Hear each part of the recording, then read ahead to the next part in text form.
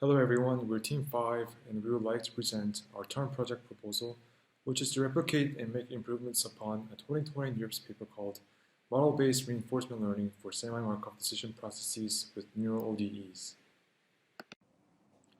I'll be giving you an introduction and background knowledge for the paper. After that, Min Cho will guide you through the main method. Then, Jinwon will talk about experiment settings, results, and how we plan on making improvements to this paper. Deep reinforcement learning has led to major advances in various applications. However, most of the deep RL algorithms formulate a problem in discrete time steps, but many real-world sequential decision-making problems act in continuous time. For example, control problems are generally governed by systems of differential equations. Most previous work on continuous time RL is built on a series of semi-Markov decision process, or SMDPs, whereas all of them are model-free methods and use simple linear approximators. This paper's main contribution is an elegant solution for modeling continuous time dynamics and building a new model-based RL framework for SMDPs.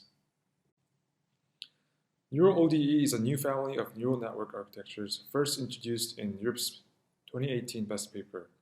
The setting is that there is a vector value latent state z. This state changes continuously with respect to time, and the function f defines the derivative dzt dt. What we usually do with ODEs is solve initial value problems. What this means is that you're given the state at some time t0, and you need to compute the future state at some time t. Evaluating this state exactly requires integrating the derivative of the state through the time, and usually has to be done approximately with a numerical solver. The oldest and simplest numerical solver is Euler's method, which simply takes many small steps in the direction of the gradient at the current position.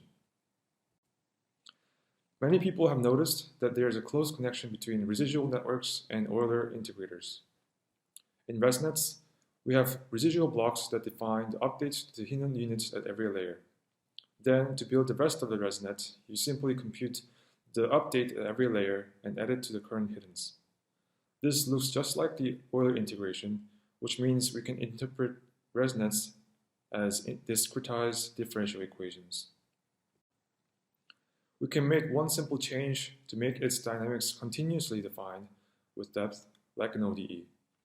By replacing y equals fx with y equals z of t, we can feed the current depth to the resident block and use a fixed set of parameters for the entire depth. This change means that dynamics are now defined even between layers and can change continuously with depth. This model then now defines an ordinary differential equations. We can always replace primitive Euler's method with a more sophisticated adaptive ODE solver, and we call this model an ODE net.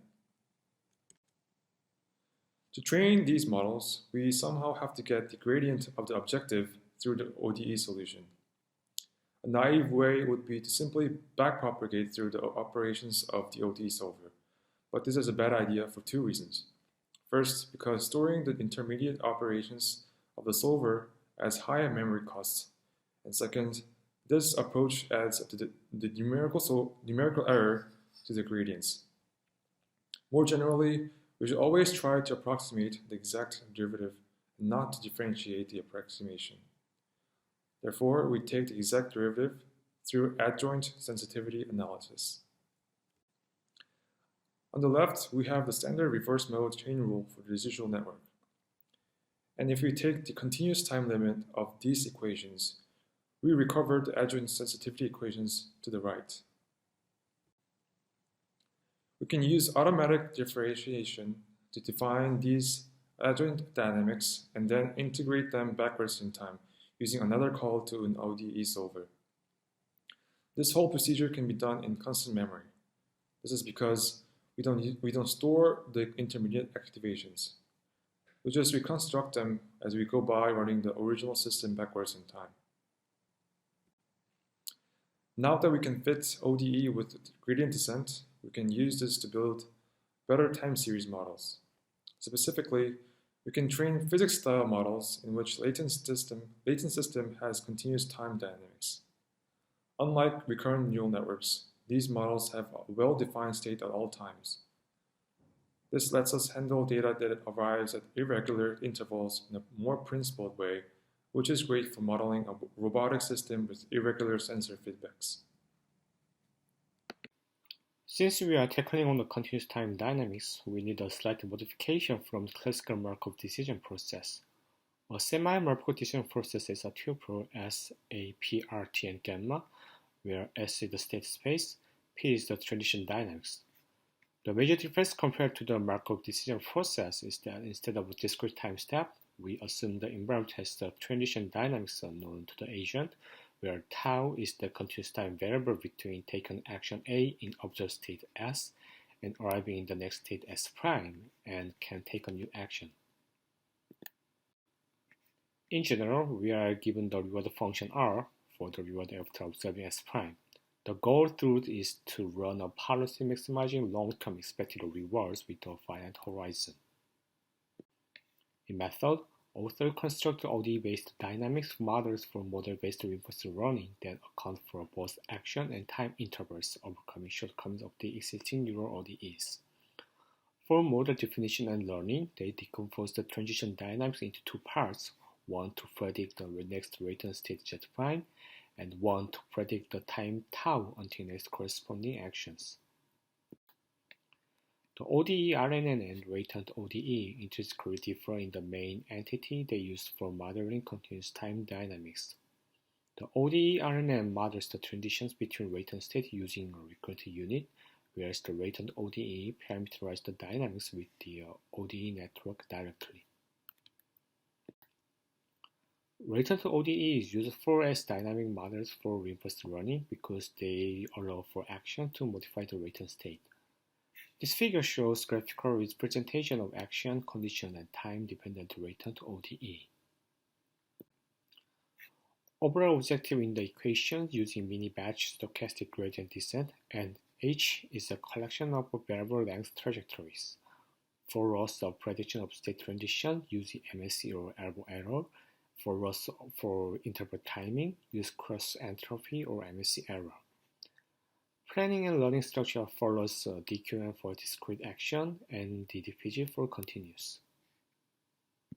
Experiments evaluate ODE-based model across various domains. The simpler environments include windy grid world, Acrobat, and HIV. Complex automation tasks include Swimmer, Hopper, and Half-Cheetah. And we compare with non-ODE neural network with our vanilla RNN, delta RNN, decay RNN, and latent RNN. They are nothing but just variant of RNN networks. To compare the robustness of the model, the paper tests how model performance when validated with time schedule different from what was used to train. As you can see in the result, for a setting, latent ODE maintained the best cumulative rewards, not far from those of the Oracle. Oracle means model-free baseline trained until convergence. Because latent ODE learned the tau distribution of the transition dynamics, it can adaptively maintain low interaction times while yielding high returns. Compared to RNN model with fixed tau equals 2, latent ODE delivered similar reward while making much less interaction times. In summary, this paper's main contribution is providing a new model for continuous time dynamics and model-based framework for SMDPs. And they propose future work applying to off-polish RL and using more advanced controller to enhance the performance. But the limitation of the method is ODE solver can cause bottleneck in large scales. Besides all bottleneck problem, there is also scalability problem. The experiments in a low dimension like Swimmer, so verifying scalability is important issue. For this issue, we come up with two environments. First one is fetch V0 task. To make the task more challenging, we plan on having non-constant friction coefficients throughout the table. We'll see if ODE network can learn the dynamics or not. Second things we are considering is replicating what tossing mode, which is grasping and throwing an object to the desired goal. We plan on modifying the dynamics model structure of latent ODE to resemble that of the tossing boat. This task is much more complex than the task tried in the paper, thus it would be more challenging to train the model to succeed the task. As we make modification, we will look for rooms for improvements. Replication plan. First, we are going to implement prior work using published code. After verifying them, we will scale up to complex manipulator works as mentioned before. Our future plan is here. Thank you for listening.